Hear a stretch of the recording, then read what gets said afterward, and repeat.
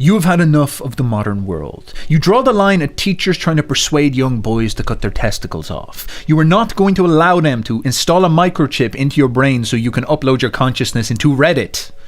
You are not going to listen to another politician flying in a private plane try to convince you that you need to eat soy and bugs to save the planet. You do not align with this secular society. It is evil, it is upside down, and it is corrupt. And of course, you listen to people like Jordan Peterson, and they convince you that the reason why this terrible botched society has happened is because we moved away from our traditional Christian values. And if we had those in place, everything would be okay. But there are people who do not want us to return. There is a woke movement that wants to take control of our morality and make it wholly anti-Christian. Jordan Peterson tells us that they have swarmed into all of the institutions and are trying to have a whack at another communist revolution. Now, this may give birth to boomer consciousness within you. You will use your online social media to constantly make fun of woke snowflakes. Or it might give birth to something even more profound. You might think boomerism is half-assed. What you actually want is real Christianity. We want to go back to the absolute source. Christ is not some Jungian symbol. He's not some archetype. He is the real deal. He is the man who never died. He is God incarnate and the only instance of this in the entire world. And the only way to defeat this neo-communist woke revolution, which is the Antichrist regime, is to go fully into Christianity. But what if I told you that Christianity was part of the problem? That the spirit of Christianity is the same spirit that drove the communist revolution and is driving the woke movement? Would you believe me? Or would you say I've been reading too much of that German incel Friedrich Nietzsche? That's a fair enough accusation. But what interests me is Nietzsche's accusation against Christianity. Nietzsche says that Christianity was the woke movement for the Roman Empire. And Western civilization will not have a future unless we finally defeat this spirit by realizing what it actually is. Now, you're not going to believe me saying something like this, so what I'm going to do is show you what it would have been like to witness the takeover of Rome by Christianity from the perspective of a Roman pagan. So let's switch your imagination on and bring you back thousands of years to the days of ancient Rome, where you are a conservative, traditionalist Roman pagan. You are of Roman stock, you are of Roman blood, and you are proud of it. You see, your ancestors fought in the legions beside Julius Caesar. You won for yourself much territory and wealth and land, and so the family has quite a nice couple of acreage farm in the outskirts of the Roman city. It's very, very fantastic. Now, you're nothing special. You're not like an aristocrat, or you're not like, a political guy or anything like this. You're just a humble farmer. And you live a simple life. You live a happy life. You wear your bed sheet as clothes, you walk around all day eating grapes. You're maybe not as happy as the modern Italians because you haven't invented pasta or pizza or espressos or gelatos. That stuff will come later, so you're maybe 90% of the way there. You're quite happy. And you live your simple life in your farming community, and you don't really bother with the city too much because it's full of soy boys. The prototype of the soy boys were there and waiting for you. Now, you'd go into the city sometimes. The thing that you absolutely love, you've always loved it since you were a kid, is going in to see the gladiator fights. This is like the UFC for you, And you're going to go in and you're going to watch these great heroes, these great slaves win their freedom. You're going to watch incredible things go on. It's an awful lot of fun to do this. Now, of course, as you've gotten older, you've learned that the empire is not in the best state it's ever been. And this is sort of like a bit of a ruckus. That this is bread and circuses that the emperor puts up to keep people distracted. Look, you understand that, but you still love it. You still see it as a lot of fun, so you go into these all the time, every time they show up. Now, over the years of your life, you've noticed that as you go in these gladiator events and you see the city of Rome, you notice that the city of Rome is changing dramatically, very, very quickly in front of your eyes. It's not the same Rome that you remember when you were a kid. It's definitely not the same Rome that you've heard about from your grandfather or in the storybooks. Something is going on in Rome.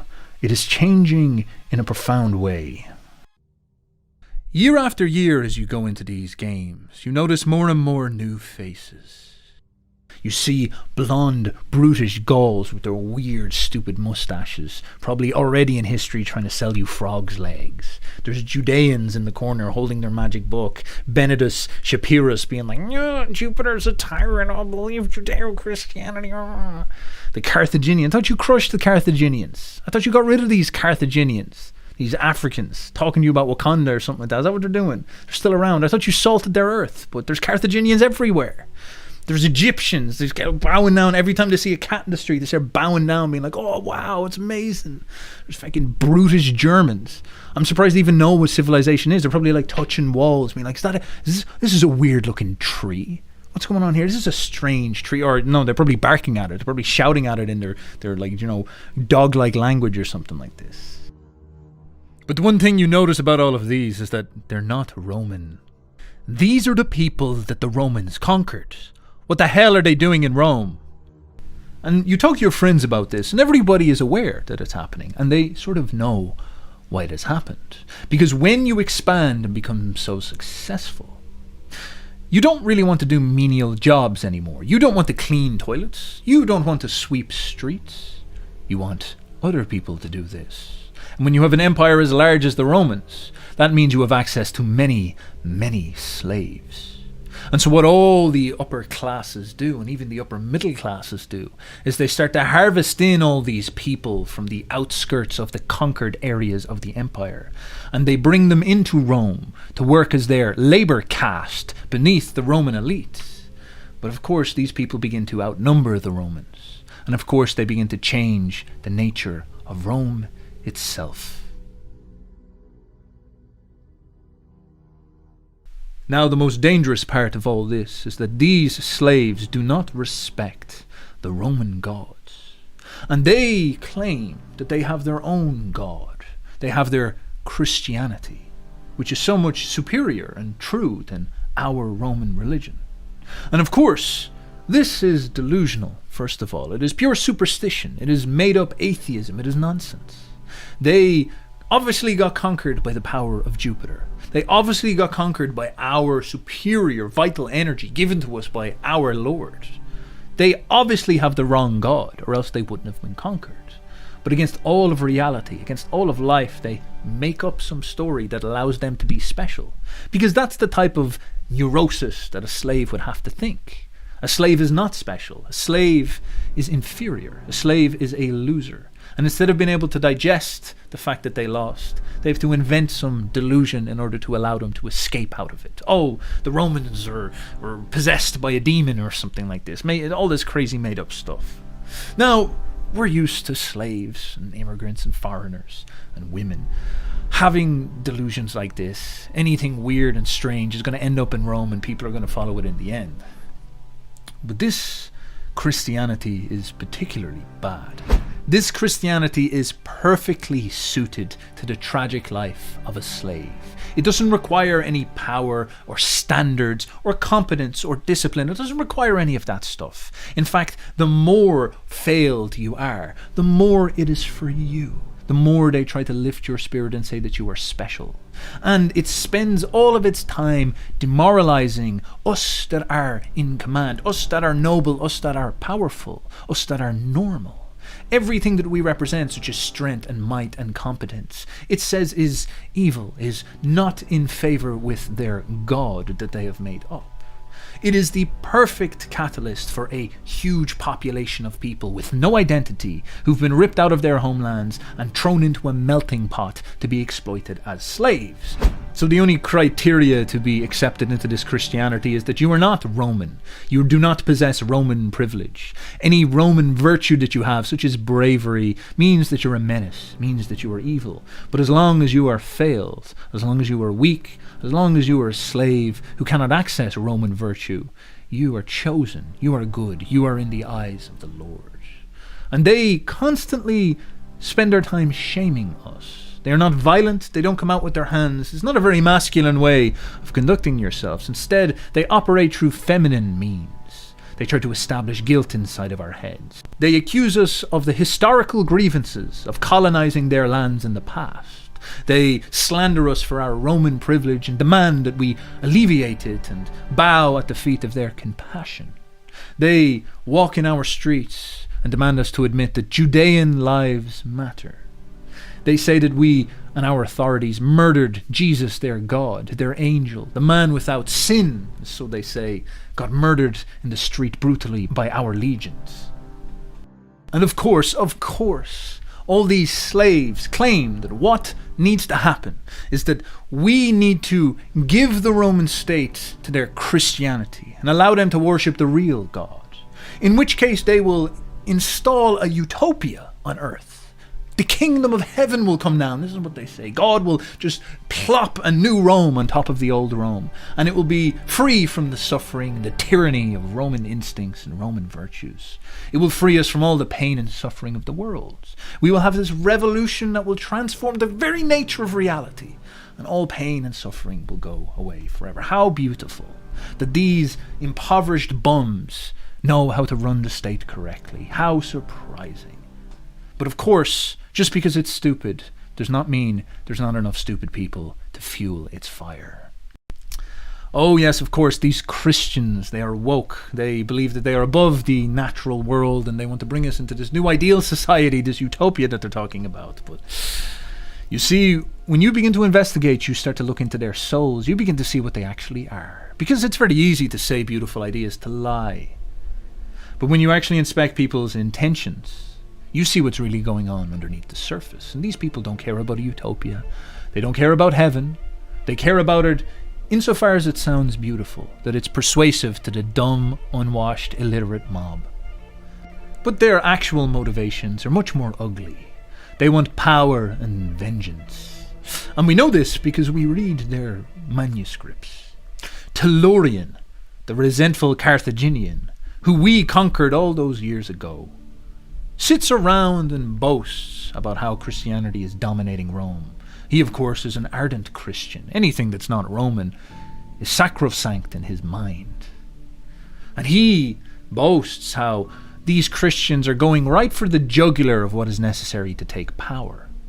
You see, the rural country folk, the rednecks, the flyover states of Rome, these aren't Christian, these follow the old gods. And especially the West, the noble West where it all began, the entire countryside, is still honourable and still follows Jupiter.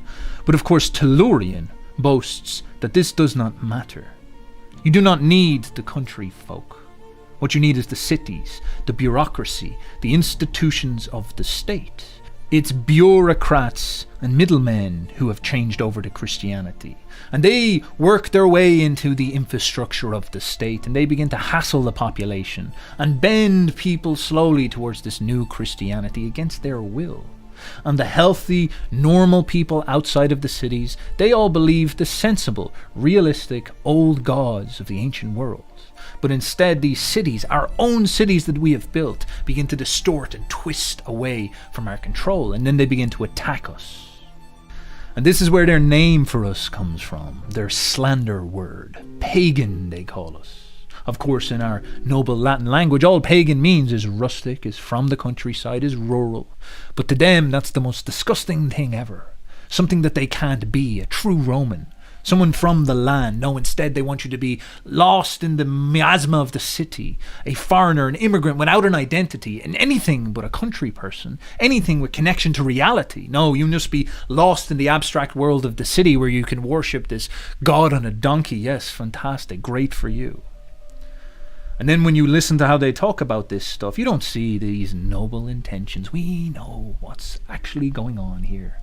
There's no noble intentions. THIωρίN boasts about taking the athletes and the pagans and the country folk and the aristocrats and the generals, all of those native Romans, those people with heroic aspects, taking them into an arena during the day of judgment and torturing them to extract the suffering out of them that is justified.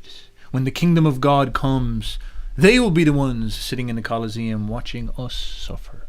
Of course, they claim that we have spent the last hundreds of years oppressing them, torturing them. Of course, we've been nothing but too tolerant with them. Yes, we've snapped back the odd time, but only in reaction to their constant pushing. Many of us think that we didn't go hard enough. But of course they made up all their lies that we were feeding them to lions on the regular. Absurd things like this. Of course, if we were feeding them into the lions, they wouldn't be here, would they? Yes, this new religion, it's so very sophisticated. All you discover inside of it when you dig down to its roots is resentment against the Romans for the crime of winning. But again, I must stress, it does not present itself on the surface like this. No, the thing it talks about all the time is, oh, poor Jesus of Nazareth, the pain he must have went through. The empathy and love that Christianity represents. It's a religion of love, of course. Of course. It's not about all this festering resentment, how they talk about harming us when they gain power. And the perfect symbol of this delusion, of this sleight of hand, of this lie, is how our women fall for it. Our upper class Karens. They love this stuff. Because, Romanness is so toxic and masculine. It doesn't suit feminine sensibilities. Jupiter, Mars, these big muscular supermen. Ugh. Upper class women so closeted from the world. They can't deal with stuff like this. Sterile women with no children and 10 pets. Oh, they just want something to love. And of course this Jesus of Nazareth, it's the perfect son that they never had. They can adopt him into his heart. Oh, this joyful boy who was unjustly oppressed by the toxically gruggish Romans and their rural Roman gods. Oh, it's so ugly. Whereas this Christianity of pure love, pure escapism from the world, suitable to the woman's emotions. Of course, they all got on board with it quite a lot. And these were some of the worst people because they bent the senators that they were married to. They were the ones who nagged their weak husbands into turning over. Weak husbands walking around with man boobs sticking out of their togas. Of course, they don't command power over their wives. And so they get cuckolded by them in the end. And we could have forgiven our women because they're women, but the biggest culprits, the greatest guilt should be placed upon our aristocrats and our elites. Because they had all the power to stop this. They could have stepped in at any point and put the foot down and been firm, but they never were. In fact, an awful lot of them got bewitched by this delusion. Because at some point, with all the success and power the Roman Empire had given them, all the efforts of our ancestors had put in their hands the ability for them to lie down and have a feather waved over them and slaves feeding them grapes. They developed this neurosis towards Rome. They don't like Rome anymore. Rome is too native. Rome is too much at home. It reminds them of themselves too much. So they want everything foreign. They get obsessed with everything Greek. Oh, I wish to go over to Greek and learn about the sophistication of Greek culture and philosophy. And this new Christian religion, of course, just swept through Greece like a festering disease because of their stupid boy-loving that makes them delusional and not in touch with reality. So all our elites started to flirt with this until it got too far. And some even tried to stop it. We had the Murga movement, Make Rome Great Again, with Julian the Great. And of course, he died in suspicious circumstances before he could fulfill his destiny. And that was the end of that project. After that, Christianity swept over and Rome was pulled into its era of darkness. Ah yes, they whined their way into power. These slaves, these bureaucrats. They first just asked for representation, to be acknowledged that they have their rights as a free citizen of Rome, to follow whatever god they wished. Then they demanded more tolerance and acceptance that their religion was official. This is, of course, what Constantine granted them. And then eventually, they started to demand that their God was the only God, for the sake of the piety and security of the state, because you see Rome started to fall apart at this point. These Christians, of course, show up at the end and they say the reason why Rome is falling apart is not because of them. It's not because of all these slaves coming in and distorting our identity and moving us away from Jupiter. No, it couldn't be that. It's because we're not following this new God. In order for us to save Rome, we need to, not go back to the thing that worked in the past. No, we need to go towards this new thing and this new utopia. And basically, if we just allow them to take control of the state and give them permission to reorganize society, then everything will work out. All the justice in the world will be restored and Rome will rise once again to the heights that it once saw. Yeah, of course, this is what they said. And then they eventually got their wish. They took power. And the first things was not some type of utopia. They did not come in and grant us joy and tolerance and peace. Instead, they began shutting down our temples. They began banishing us to the countryside. They scoured us out of the city. They began to ban our gods, refuse state funding towards our operations and our institutions. They began to bully us out of our own empire. Then we began to understand. Then their retribution began to show. Their mask came off. And this is where you began to see the true vengeance underneath this. They began to attack all our high art. Our books were burned. Our statues were scarred and pulled down. They began to celebrate that they now owned the Roman Empire. They began reorganizing things, outlawing everything at every step, burning down libraries in riots. And then eventually they decided to ban our religion altogether, the religion that built Rome. In a frenzy of retribution and revolution, they decided that they needed to push aside all of the past and begin on this new project. Only when they cast out Jupiter and our institutions would finally the utopia come. And it was in 391 AD of their stupid made-up calendar that they finalized their revolution of lies. That was the day that they completely banned all traces of the past and made Rome a Christian empire. And it was only 19 years later that Rome was invaded for the first time in almost 1,000 years. No utopia came. No salvation arrived. None of these things happened. None of their promises came true, of course. Instead, we suffered brutal oppression, and we sank into a dark age. Our knowledge was banished. We forgot how to run the aqueducts. We forgot all of the higher operations that we had. Our army could not function anymore. The state was strangling itself. And then a load of Germans from the north came charging in and walked all over us. Germans who were afraid of us and hiding in their mud huts only 200 years before due to our might and our power were now crusading around Rome and acting as our kings. It was an implosion of the highest magnitude, the exposure of such unbelievable dishonesty and lies, a revolution of the slaves that took down the entire project. Of course, it was only after this collapse could we say for sure, with evidence, with proof, of how much of a delusion, of a lie, of a spiteful revolution of the weak against the strong this truly was. But at that point, there was nothing to save. It did not matter.